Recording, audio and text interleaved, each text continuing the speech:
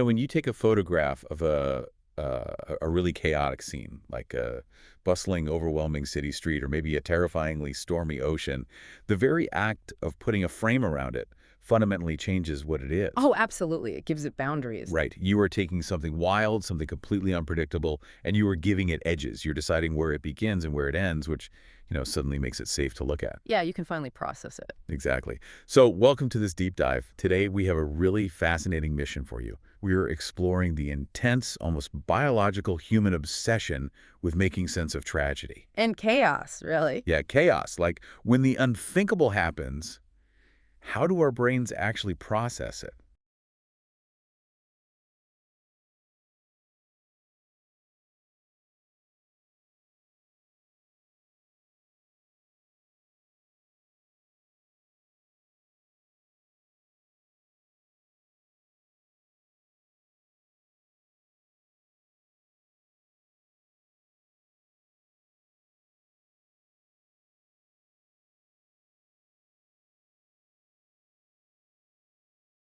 So January 1st, 2006, Woodland Heights, which is this very quiet, tight-knit neighborhood in Richmond, Virginia. The victims were the Harvey family. Such a beloved family, too. Yeah, Brian, who was a 49-year-old musician. Catherine, 39, who owned this beloved local kind of quirky toy store called World of Mirth. And their two little girls, Stella, who was 9, and Ruby, who was just 4. And the scene that first responders walked into was just incomprehensible. A Yeah. friend had arrived at the house for a planned New Year's Day chili party, saw smoke billowing from the home, and immediately called 911. Firefighters pushed into the burning basement and found the entire family. They had been bound with electrical cord and packing tape, severely beaten with a claw hammer, and their throats had been slit. Oh, God, it's unimaginable. It is. The psychological weight of what occurred in that basement was so appalling that hardened police officers and firemen people who see tragedy every single day were reportedly weeping openly at the scene. Wow. But the detail that makes this crime stubbornly impossible to process is the banal, just chilling randomness of the motive. Right, because Brian Harvey had simply stepped out that morning to get the newspaper from the yard. Hmm. And he inadvertently left the front door just, slightly ajar. Just cracked open. The killers, Ricky Javon Gray and Ray Joseph Dandridge, were simply cruising through the neighborhood looking for a target of opportunity. They didn't even know him. Exactly. They had absolutely no connection to the Harveys. They didn't know who was inside. And the plunder they extracted for wiping out an entire family of 4 was incredibly pitiful. Yeah, what was it, a laptop? A laptop computer, a small amount of cash, and Brian's wedding ring. That's it. It's a total collapse Yeah. of cause and effect. I mean, our brains expect a crime of that enormous, horrific magnitude to have a correspondingly enormous, complex motive. Right, like a long-standing vendetta or something. Or a high-stakes heist. But there isn't one here. It's just a terrifying void. 2 men walked through an open door and destroyed a universe for a laptop. It breaks your brain a little bit trying to understand it. It does. How does a community even begin to process that level of randomness? Well, because they couldn't find a logical narrative, they had to construct an emotional one. Which is where the art comes in. Exactly. Patterson Hood, who's the frontman of the band Drive-By Truckers, was friends with the Harveys.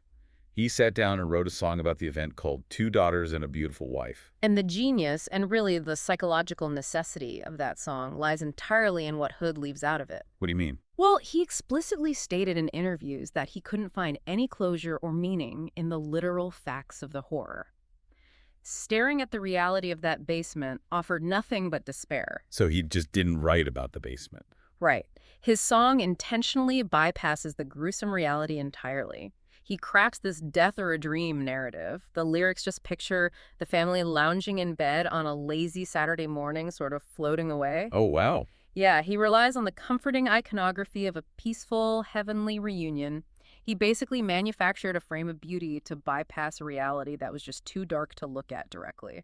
I hear that, but I have to push back on the utility of that, though. Okay, how so? Like, does this kind of art actually heal the psychological wound for the people left behind, or is it just an elaborate Band-Aid? That's a fair question. It feels to me like putting a beautiful, serene painting over a gaping, jagged hole in your living room wall. It doesn't fix the structural damage.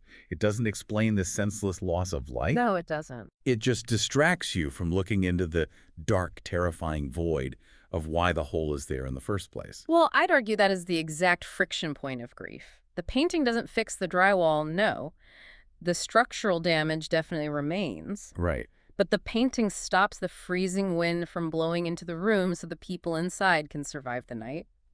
Art provides one type of emotional insulation, a way to live alongside the unlivable. Okay, I can see that. But you are pointing out a deeper societal reflex here. We don't just want the whole covered, we demand the wall be rebuilt. We demand legal resolution. Yeah, we want the bad guys caught. Exactly. We want perpetrators caught, categorized, and punished. But we need to look closely at whether that rigid legal machinery actually provides the ultimate closure we think it does, or if it just creates a different kind of ending. Well, let's follow the rest of Gray and Dandridge's spree, as documented in our sources, to see exactly what that legal closure looked like in reality. Yeah. Because it kept going. It did. The violence, unfortunately, didn't end at the Harvey house.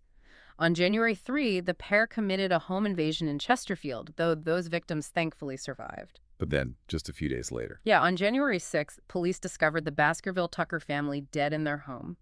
Mary Baskerville-Tucker, her husband Purcell, and Mary's 21-year-old daughter, Ashley Baskerville. It was the same MO, right? Very similar. Like the Harveys, they were bound with tape, suffocated, and slashed. And here's where the narrative of this case takes a turn. It is incredibly dark, and it really complicates that neat good versus evil framing we just talked about. It gets very messy. Because Ashley Baskerville, one of the victims, had actually been an active accomplice to the killers just days prior. Right. The investigation revealed Ashley had acted as a lookout during the Harvey family murders. Which is just wild to think about. It is.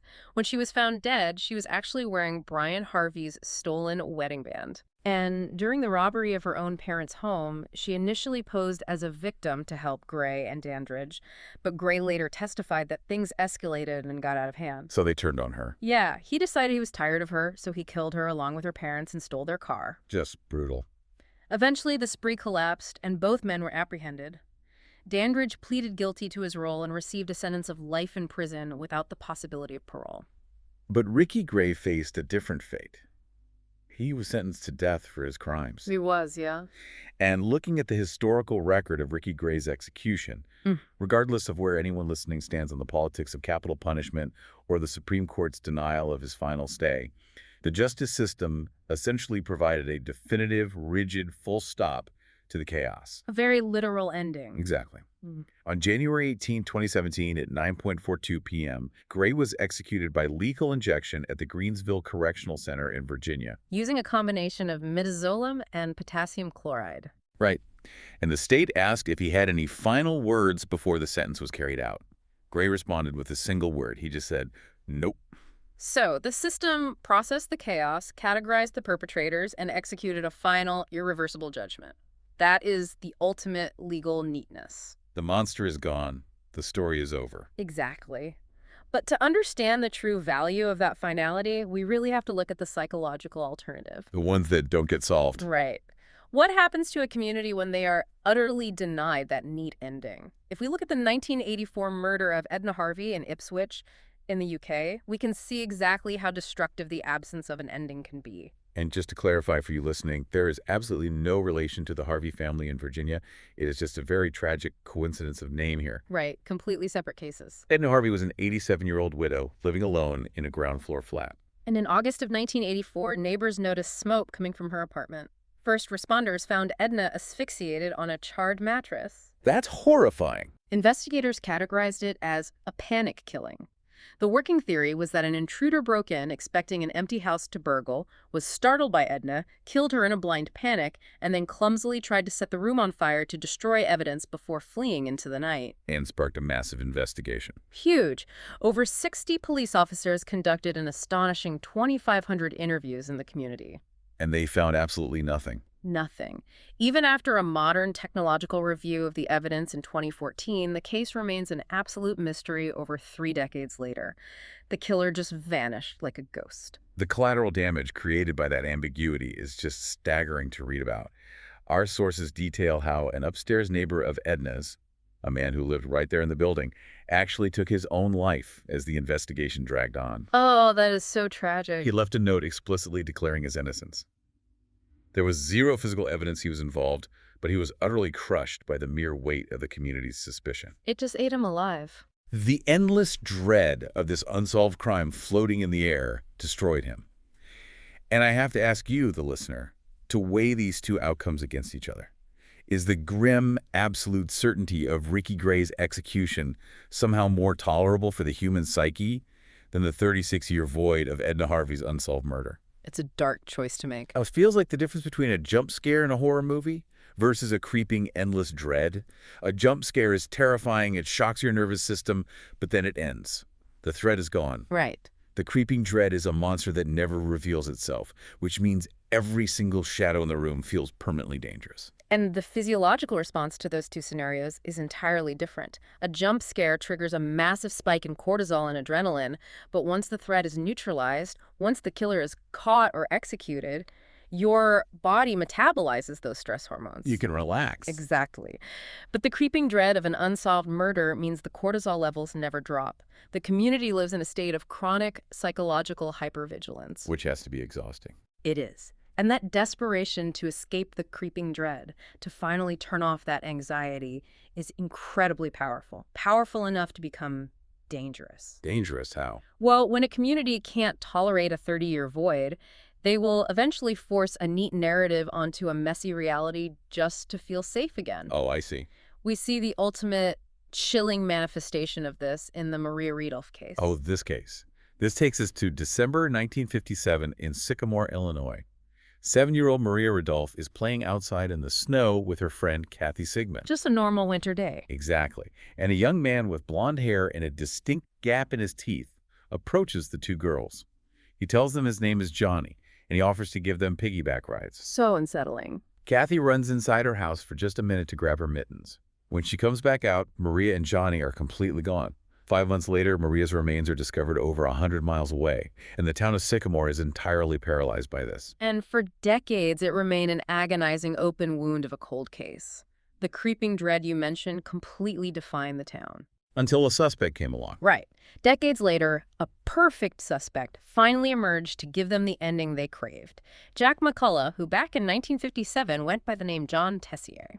And the narrative that formed around him in the modern era was practically irresistible to investigators who, were just desperate to close the books. It really was. On her deathbed, McCullough's mother reportedly whispered a confession to her daughter saying, "John did it." Wow. Yeah.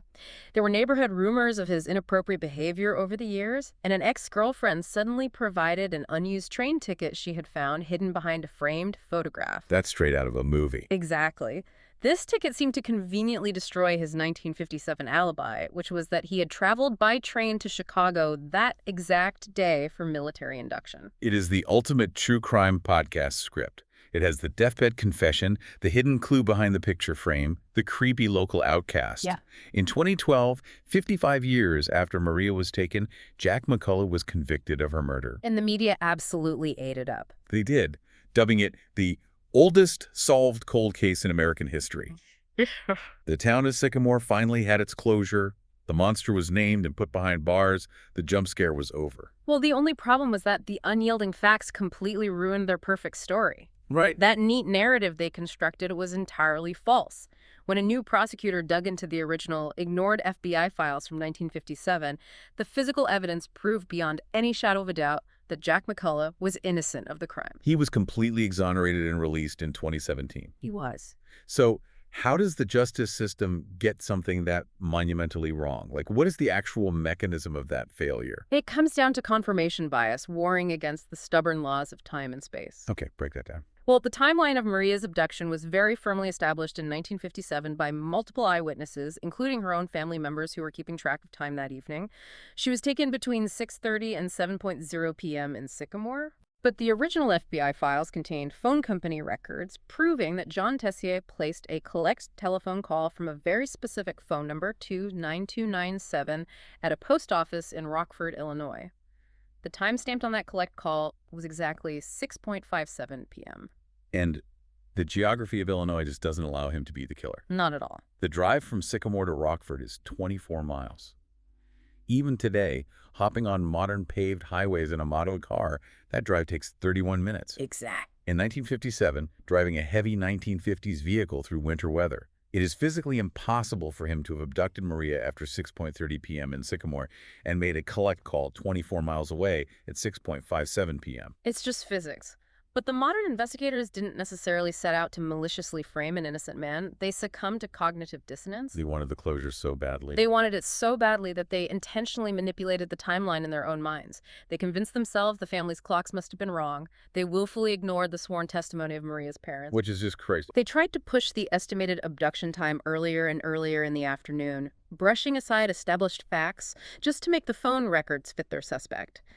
They elevated the neat, dramatic evidence, a rumored deathbed whisper, above the messy, inconvenient evidence of phone company routing logs. They literally ignored the laws of physics just to finally close the case. It is terrifying to see confirmation bias operate at that level in our justice system. I keep thinking about this like a jigsaw puzzle. How so? It's like finding a puzzle piece that almost looks like the right shape, but it doesn't quite fit. Instead of accepting that it's the wrong piece, investigators take a pair of scissors and just cut off the edges until they can jam it into the hole. That's a great analogy. From a distance, if the town of Sycamore squints, the puzzle looks complete. The hole is filled. But the danger of cutting the edges off that puzzle piece is that you don't just damage the piece you forced in, you ruin the integrity of the entire board. Yeah, Jack McCullough lost years of his life in prison. And worse, by forcing the wrong piece into the slot, you ensure the actual missing piece. The real killer, who called himself Johnny, is left out there, lost forever. The truth is sacrificed for the sake of a tidy conclusion. Wow. If we synthesize this entire journey through our sources today, a very clear, almost unsettling pattern emerges about human nature. Yeah, it really does. From the 19th century's citizens buffering the horrors of the Civil War by placing them next to Santa Claus and Harper's Weekly, to Patterson Hood writing a dream sequence song to avoid looking at the incomprehensible horror of the Harvey family basement, To the fatal tunnel vision of cold case investigators in Illinois ignoring physical reality. Exactly. We are a species profoundly addicted to narrative closure. We desperately need the frame. We need the final period at the end of the sentence.